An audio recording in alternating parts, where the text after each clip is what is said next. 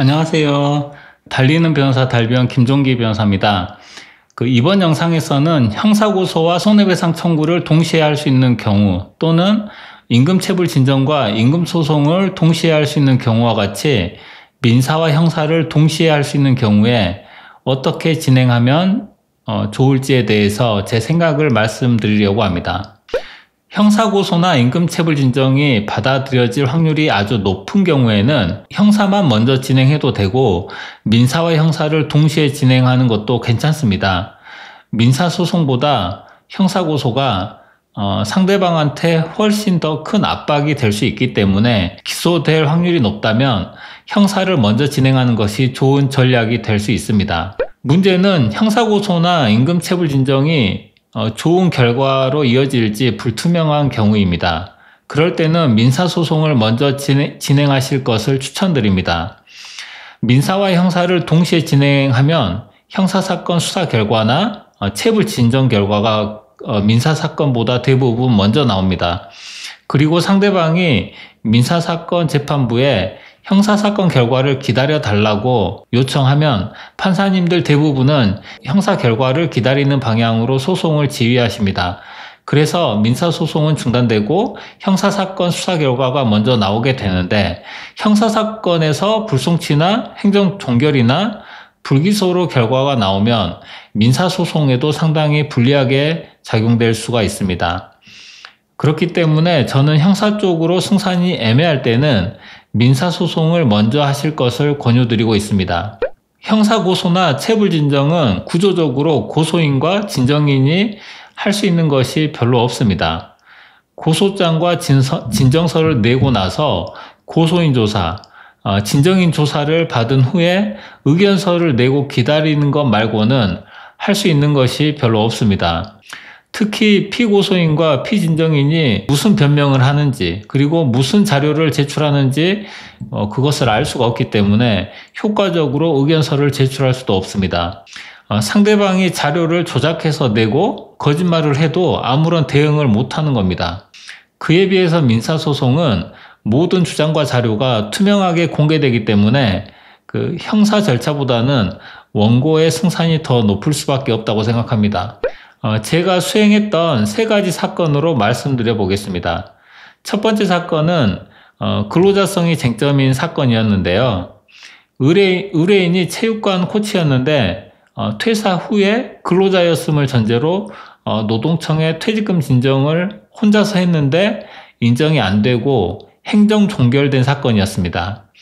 제가 민사소송을 해서 근로자 지위를 인정받고 퇴직금도 받은 후에 고소장을 제출해서 결국 형사처벌에 성공하기는 했지만 민사소송 확정 판결문을 노동청에 제출한 후에도 대질조사까지 소환조사를 3번이나 더 받고 굉장히 힘들게 인정받았습니다. 두 번째로는 명예훼손 사건이었는데요. 의뢰인이 혼자서 형사고소를 해서 검찰에서 무혐의가 나온 후에 제가 민사소송을 해서 불법행위로 인정을 받았습니다.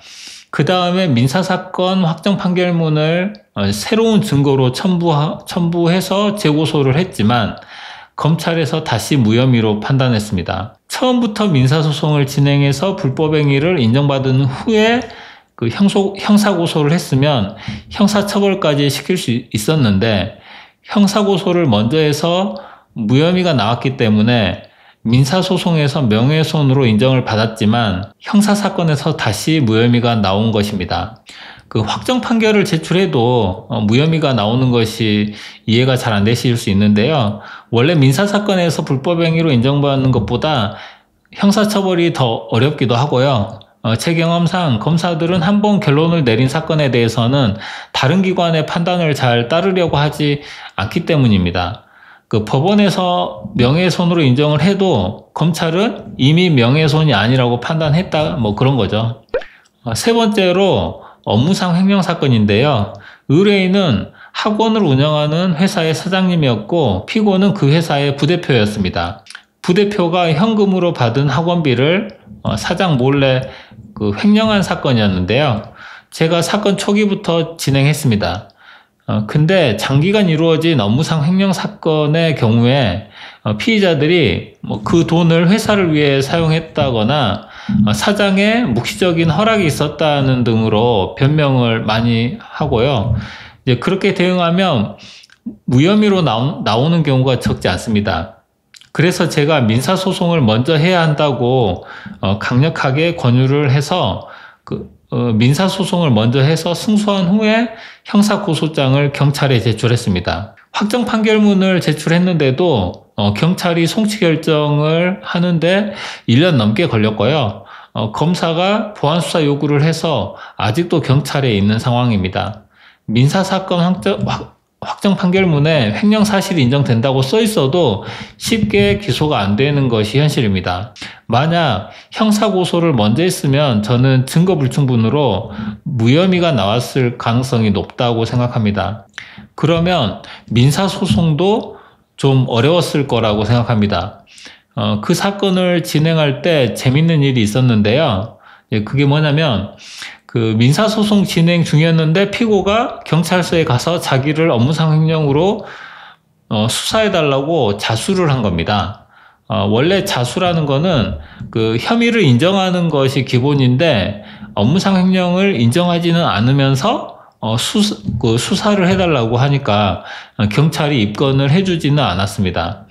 상대방 변호사는 당연히 제가 민형사를 같이 제기할 줄 알고 형사사건에서 빠져나가려고 전략을 세웠는데 제가 민사소송만 먼저 거니까 형사적인 판단을 먼저 받으려고 피고에게 이상한 자수를 하라고 한 것 같습니다. 그만큼 상대편은 형사사건에서 빠져나갈 수 있다고 계산했다는 것을 알 수가 있습니다. 피해를 입으신 분들은 즉각적으로 수사기관의 힘을 빌리고 동원해서 상대방을 압박하고 타격하고 싶다는 생각 때문에 형사적인 조치를 우선적으로 고려하시는데요. 형사적으로 승산이 애매한 경우에는 저는 민사소송을 먼저 하실 것을 추천드립니다. 전략을 잘 세우려면 승산이 애매한지 확실한지를 잘 판단하는 것이 그것이 중요하기 때문에 믿을 만한 법률 전문가와의 상담을 통해서 방향을 잘 잡는 것이 중요하다고 생각합니다. 의뢰인의 입장에서 전략적인 고려 없이 민사사건과 고소사건 착수금을 한꺼번에 받으려고 합리적인 근거 없이 당연히 민형사를 같이 해야 한다는 식으로 말하는 변호사는 피하시는 것이 좋다고 저는 생각합니다. 싸움을 할 때는 전략을 잘 짜는 것이 중요하고요. 무엇보다 첫 단추를 잘 끼우는 것이 정말 중요합니다. 그러려면 사건을 종합적으로 파악하는 것이 무엇보다 선행되어야 한다고 생각합니다. 그럼 또 유익한 영상으로 다시 인사드리겠습니다. 고맙습니다.